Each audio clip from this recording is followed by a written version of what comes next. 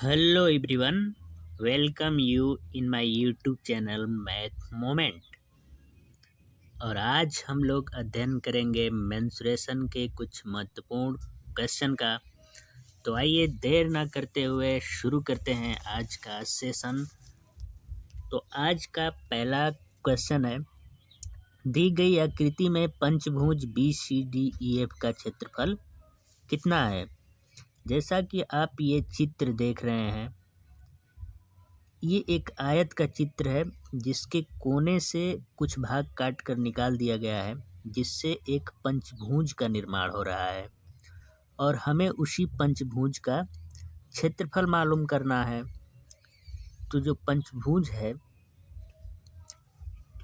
वो जो ये बचा हुआ भाग है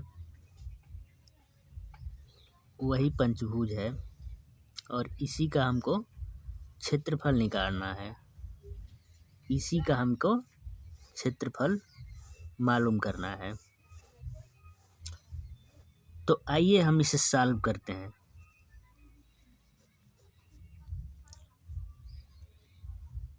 जैसा कि आप देख रहे हैं, ये एक आयत है और आयत के आमने सामने की जो भुजा होती हैं वो बराबर होती हैं। ये भुजा 11 सेंटीमीटर है तो ये भी 11 सेंटीमीटर होनी चाहिए। चूँकि यहाँ जो है FB 7 सेंटीमीटर है, तो हम A और F निकालेंगे तो 11 में से 7 घटाएंगे तो 4 मिल जाएगा। सेम वैसे ही BC जो है 8 सेंटीमीटर है तो AD भी 8 सेंटीमीटर होगी और हमें यहाँ ED 3 सेंटीमीटर दिया है, तो AE जो है 8 में से 3 घटाएंगे तो 5 सेंटीमीटर हमें मालूम हो जाएगा। तो पंचभुज का क्षेत्रफल निकालने के लिए सर्वप्रथम हम पूरे आयत का क्षेत्रफल निकाल लेते हैं। तो आयत का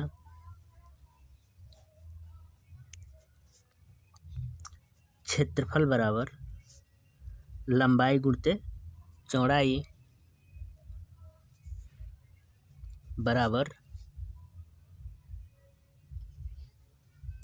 लंबाई है 11 और चौड़ाई है 8, तो जो क्षेत्रफल हो गया वो 88 वर्ग सेमी।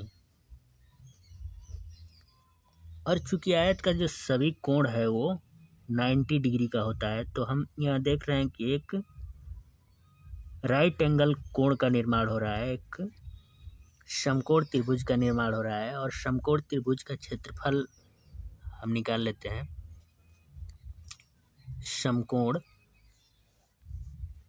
त्रिभुज का क्षेत्रफल बराबर होता है 1/2 आधार गुणे ऊंचाई। आधार गुणे ऊंचाई, तो आधार हमें पता है 4 सेंटीमीटर और जो ऊंचाई है वो है 5 सेंटीमीटर। 2 से 2 कैंसिल, 5 दूना के 10 वर्ग सेंटीमीटर। तो पंचभुज BCDE और F का क्षेत्रफल निकालना है, तो निकाल लेते हैं। पंचभुज BCDEF का क्षेत्रफल, पूरा जो आयत है उसका क्षेत्रफल में से हम घटा देंगे समकोण त्रिभुज AFE का क्षेत्रफल, जो कि 10 आया है। तो हमारा जो आंसर आ जाता है वो 78 वर्ग सेंटीमीटर। यही पंचभुज का क्षेत्रफल होगा। अब आइए बढ़ते हैं अगले क्वेश्चन की ओर।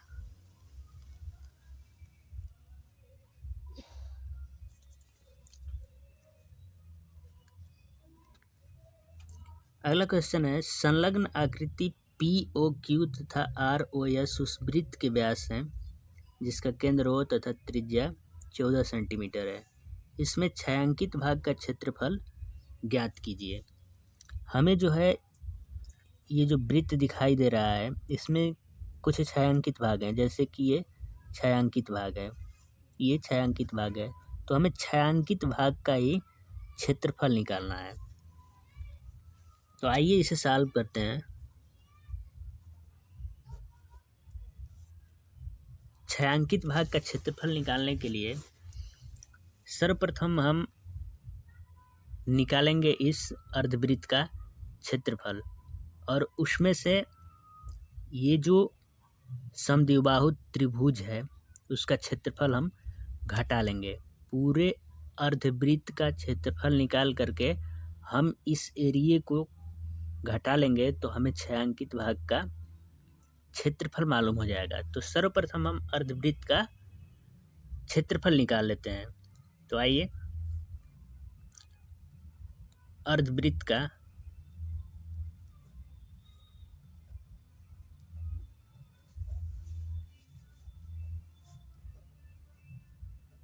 क्षेत्रफल बराबर होता है पाई आर स्क्वायर अपन 2।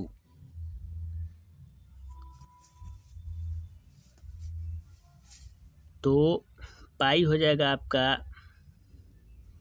22/7। आर का वैल्यू है, चूंकि त्रिज्या है हमारा ये 14 सेंटीमीटर, त्रिज्या कितना दिया हुआ है 14 सेंटीमीटर। तो 14 गुणे 14 और बटा में 2।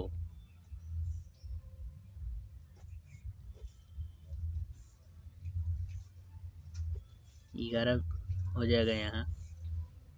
तो 11 दूना के हो गया 22 और गुणते 14। 14 दूना 28 को 8 और 14 दूना 28 और 2 30, यानी कि 308 वर्ग सेंटीमीटर जो है कि हमारा अर्धवृत्त का क्षेत्रफल निकल गया। अब जो है चूंकि इसमें एक समद्विबाहु त्रिभुज का निर्माण किया गया है इस अर्धवृत्त के अंदर, जिसकी ऊंचाई अर्धवृत्त का त्रिज्या होगा, और अर्धवृत्त का जो त्रिज्या है वो है 14, और 14 ही इस समद्विबाहु त्रिभुज का ऊंचाई होगा, तथा समद्विबाहु त्रिभुज का जो आधार होगा वो अर्धवृत्त का व्यास होगा। तो जब अर्धवृत्त की त्रिज्या 14 है तो व्यास कितना होगा, पूरा 28 सेंटीमीटर। तो हम निकाल लेते हैं समद्विबाहु त्रिभुज का क्षेत्रफल।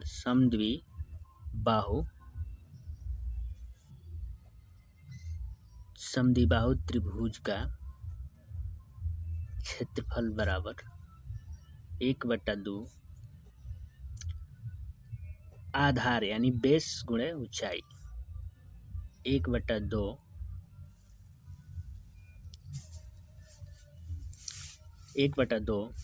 बेस जो है 28 है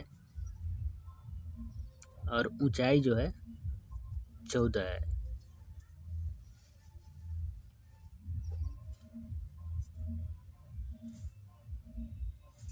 बराबर 8 7 56 को 6 और 7 दूना के 14 5 19 96 वर्ग सेंटीमीटर समद्विबाहु त्रिभुज का क्षेत्रफल निकल गया। तो छायांकित भाग का क्षेत्रफल कितना होगा वो निकाल लेते हैं।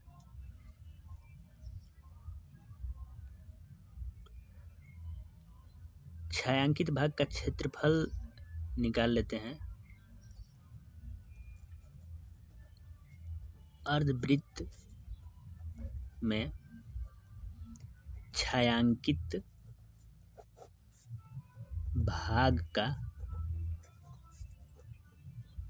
क्षेत्रफल बराबर 308, और इसमें से हम घटा लेंगे 196, तो छायांकित भाग का क्षेत्रफल निकल जाएगा। तो 8 में से 6 जाएगा 2 बच जाएगा, और 10 में से 9 जाएगा तो 1 बच जाएगा, और यहाँ पे 2 में से 1 जाएगा तो 1 बच जाएगा, यानी कि हो गया 112 वर्ग सेंटीमीटर। ये जो है अर्धवृत्त में छायांकित भाग का क्षेत्रफल है। अब यहाँ जो है कि वृत्त है और इसमें भी छायांकित भाग है, तो हम इस वृत्त का भी क्षेत्रफल निकाल करके इस क्षेत्रफल में ऐड कर देंगे तो पूरे वृत्त में छायांकित भाग का क्षेत्रफल हमें मालूम हो जाएगा। तो हम इस छायांकित भाग का भी क्षेत्रफल निकाल लेते हैं। चूँकि ये जो त्रिज्या है बड़े वृत्त का वो है 14, तो इस छोटे वृत्त का जो है कि ये बड़े वृत्त की जो त्रिज्या है वो व्यास होगी, तो छोटे वृत्त का जो त्रिज्या होगा वो 7 होगा और वृत्त का क्षेत्रफल बराबर होता है, वृत्त का क्षेत्रफल बराबर पाई आर स्क्वायर। पाई का मान होता है 22/7 और आर स्क्वायर यानी 7 गुणित 7 से 7 कैंसिल, तो हो जाएगा आपका 7 दूनी 14 को 4 और 7 दूनी 14 1 15 यानी 154 वर्ग सेमी।